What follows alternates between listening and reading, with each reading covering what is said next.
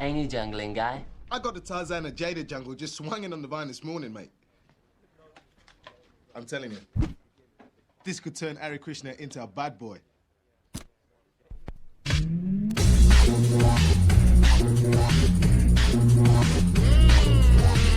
Jungle is massive in any place. Make it straight. Linda, easy man. Easy. Up to the way there. Can't it massive. Can't it massive. One time.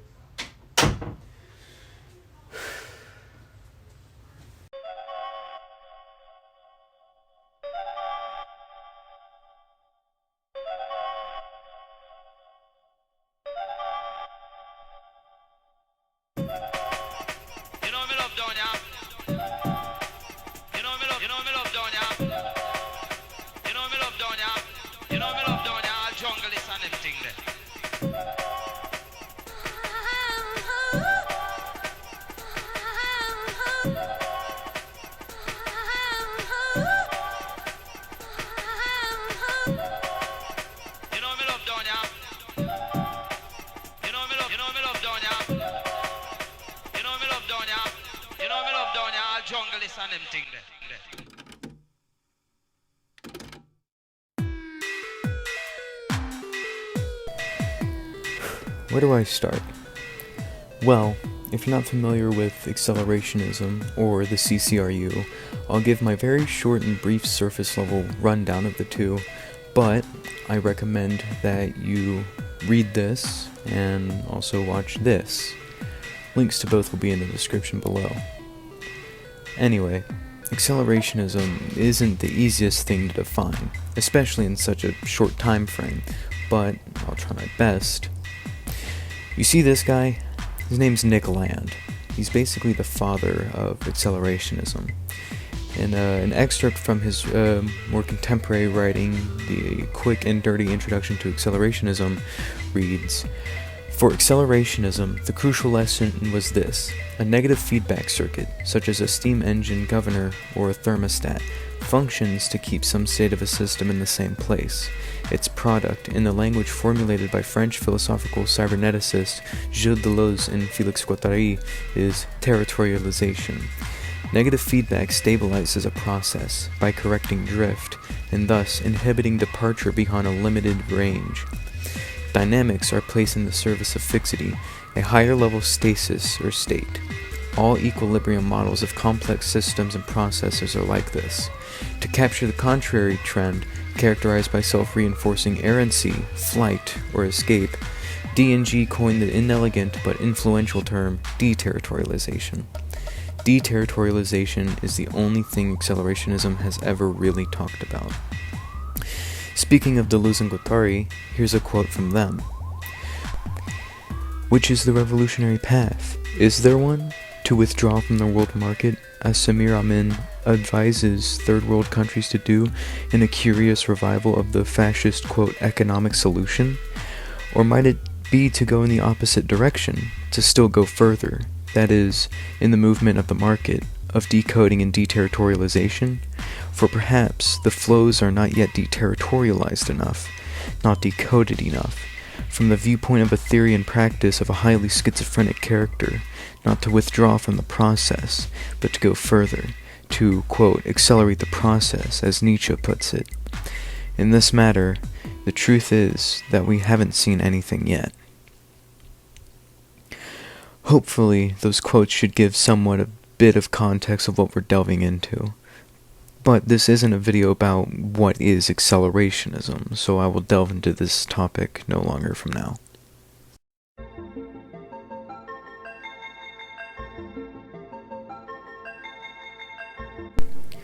The CCRU was a theorist collective at the Warwick University in the UK that was founded in the 90s by cyberfeminist Sadie Plant. Members included Nick Land, Mark Fisher, Robin Mackay, and tons more. They mainly studied topics along the lines of cybernetics, the occult, rave culture, futurism, post-structuralism, and tons more topics related to those. Sadie Plant ended up stepping down from the leader position in the CCRU and gave it to Land. You can only imagine what happened after that. The CCRU were shortly kicked out of the university and caused this famous statement: "The CCRU does not, has not, and will never exist."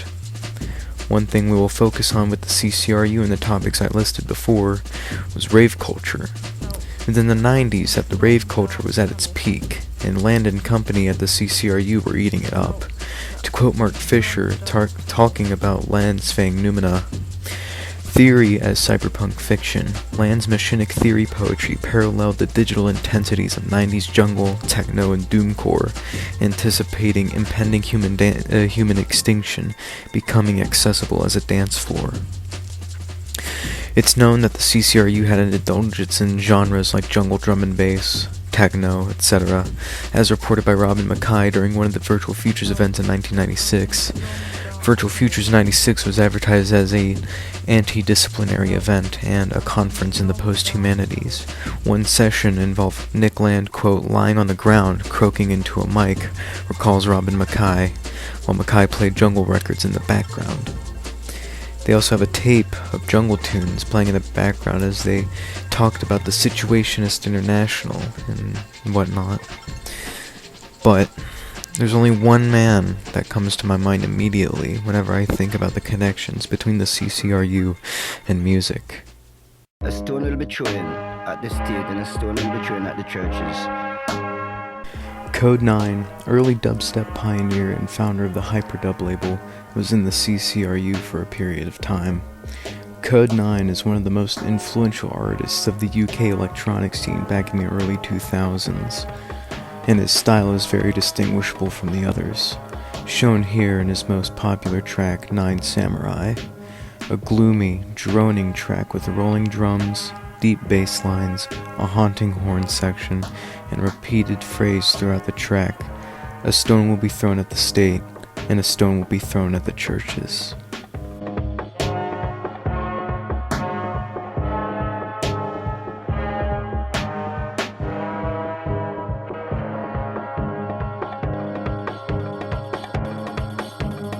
A stone will be thrown at the state and a stone will be thrown at the churches.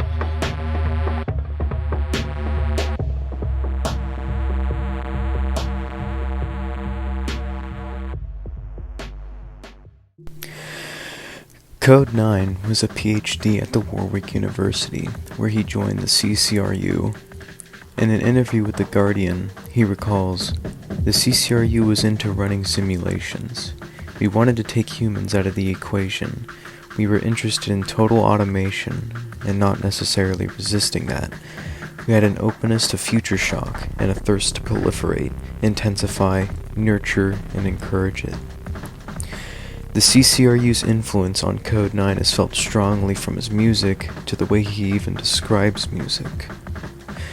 "I've always tried to be open to the idea of music as a transversal and impersonal, like a cloud or a virus that passes through populations.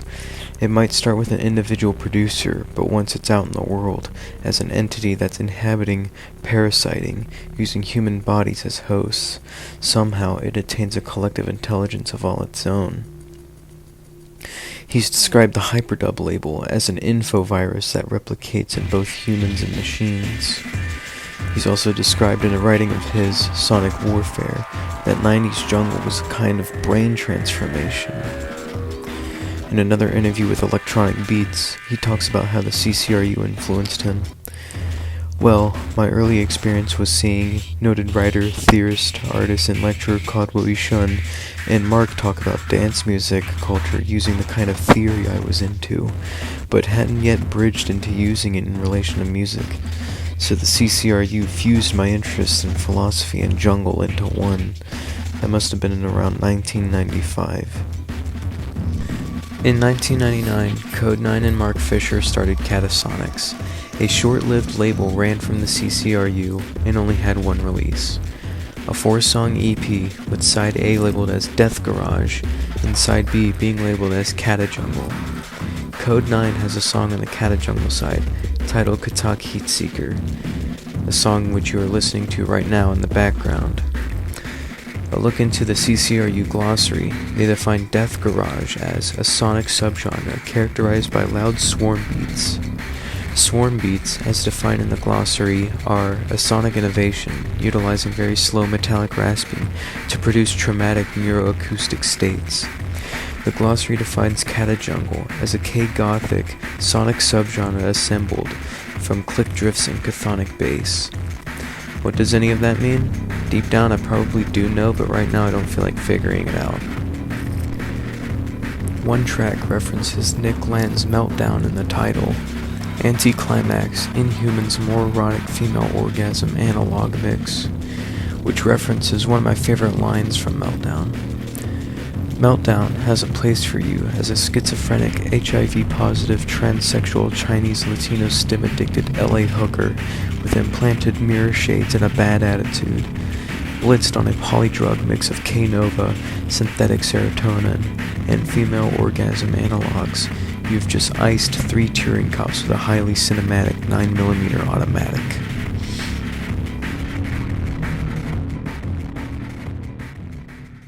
The difference between 7 and 2 is 5. The difference between 5 and 4 is 1. The difference between 1 and One of the CCRU's other artists, both musical and visual, was Orphan Drift.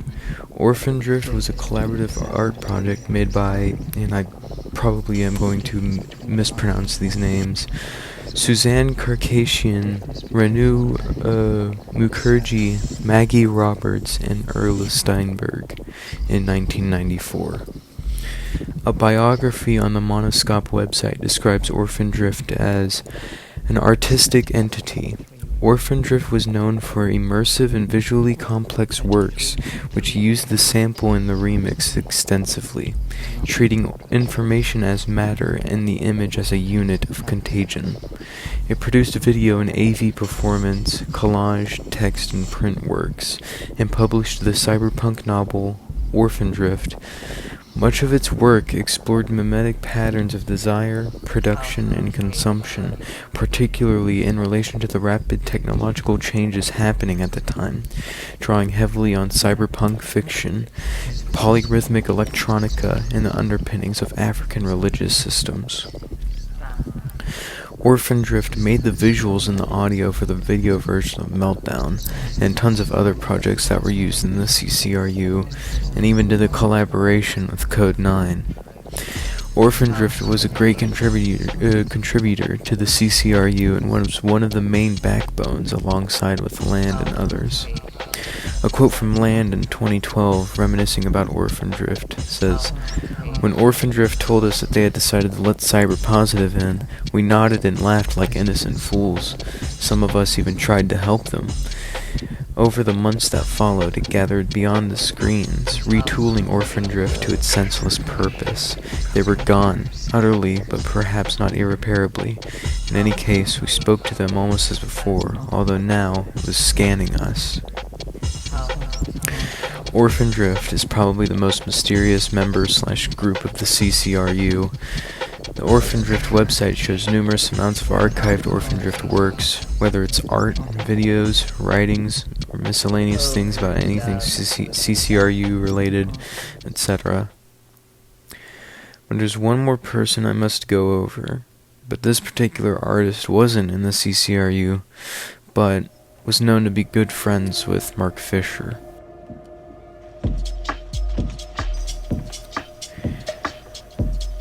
Burial is a UK producer who's on Code 9's label Hyperdub, and is one of the most popular artists on the label. Burial's style is very reminiscent of hauntology, a concept that was created by French philosopher Jacques Derrida.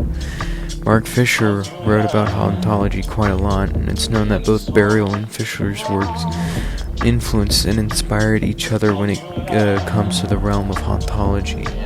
Mark Fisher would end up doing an interview with Burial, which really pushed that crossover between Burial and the CCRU, even though at this time the CCRU was defunct. In a K-punk blog post, Mark Fisher writes, I heard Code 9 play Burial at DMC last year, and because of the eccentric, muffled beats, as much as it modeled melancholia, it fitted uneasily into a club environment.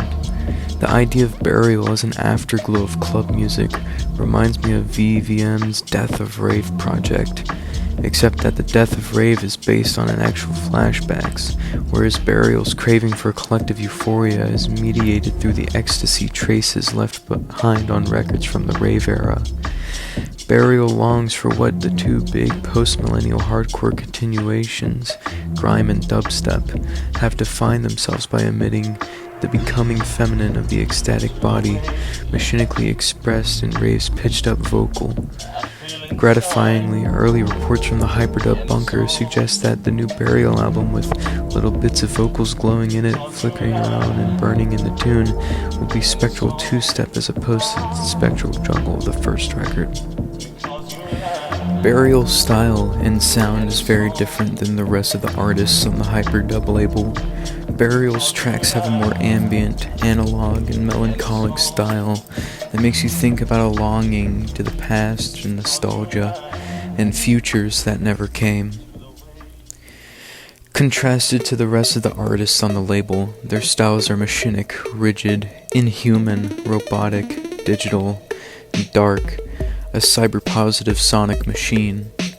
Something that would fit more for something related to the CCRU, as Nick Land calls it, manically dehumanized machine music.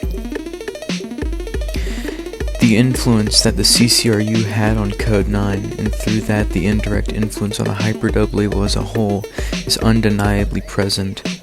I've heard people, including myself, call this scene of UK electronica as, quote, the soundtrack to the CCRU and Accelerationism.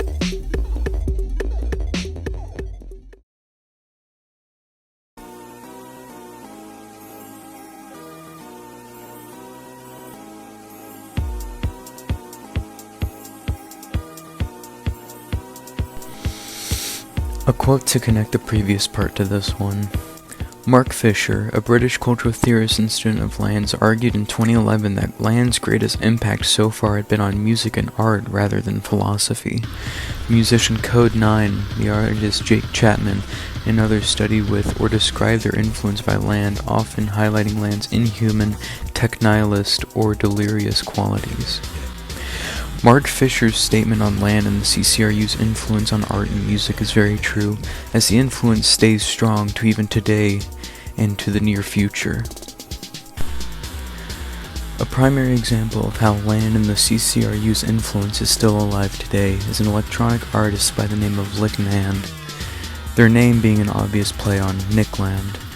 They make a very wide range of experimental electronic music, spanning from techno, breakcore, and a term they coined, cybergrunge. Cybergrunge is also the name of a net label, whose art and aesthetics are obviously inspired by elements of the CCRU and Accelerationism, and the same can be said for the rest of the artists on the label as well.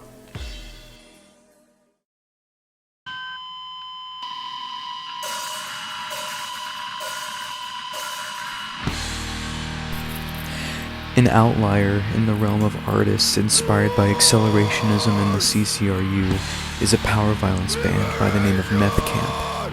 They have an album titled Deterritorialization, which features tracks like Accelerate and Body Without Organs, in which the track Accelerate samples a clip of Gilles Deleuze speaking.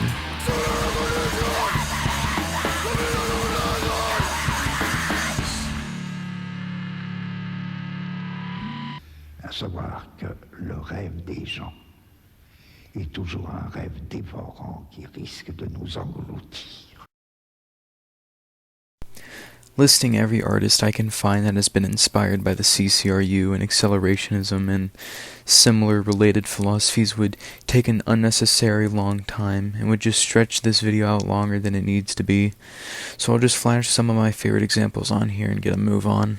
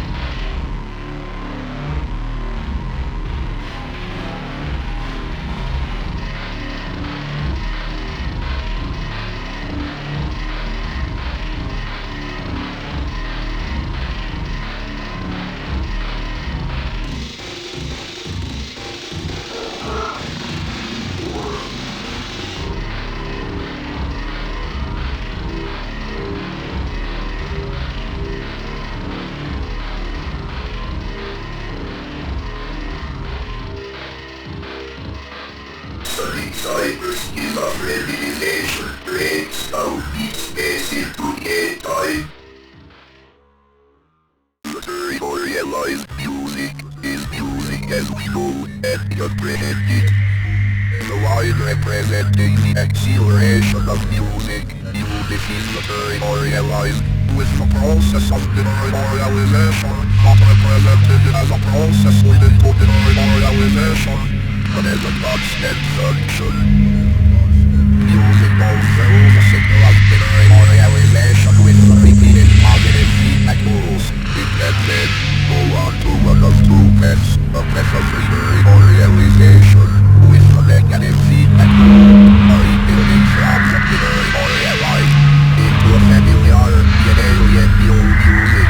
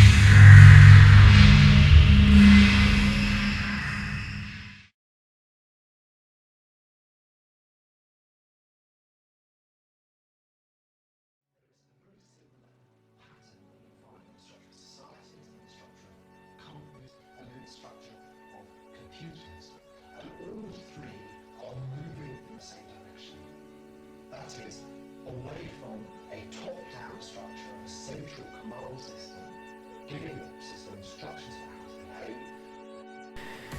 Thank you very much for making it through this entire video. I would really appreciate it if you gave it a thumbs up and subscribe to my channel and tell me what you thought below. I worked really hard on this video and I'm actually quite impressed with myself for this being my very first video in this format. And depending on how well it does and if I have the motivation to and also not to mention like school, and I'm also searching for a job, I'll make more videos like these in the future going over things about the CCRU and other related topics. All the songs I used in the video will be in the description below as well.